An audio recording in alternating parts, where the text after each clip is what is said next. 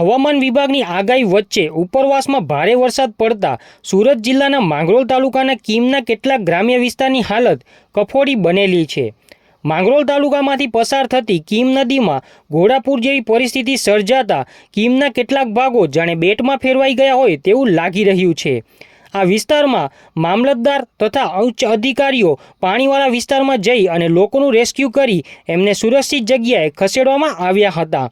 કેટલાક મુખ્ય માર્ગો પર પાણી ફરી વળતા રસ્તાઓ બંધ કરી દેવામાં આવ્યા હતા। ભરૂચ જિલ્લાના વાલિયામાં સાબેલધાર વરસાદ વરસતા એકાએક કીમ નદીના જળસ્તરમાં વધારો થતાં તંત્ર પણ ચિંતામાં મુકાઈ ગયું હતું। કીમ નદીમાં સિઝનમાં બીજી વખત પૂર આવતા 5 થી 6 ગામો સંપર્ક વિહોણા બન્યા હતા।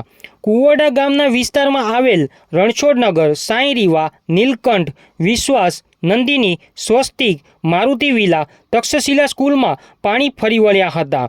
લોકોના ઘરો અને ખેતરોમાં 5 થી 7 ફૂટ પાણી ભરાતા લોકોને ભારે નુકસાન ભરવાનો વારો આવ્યો છે।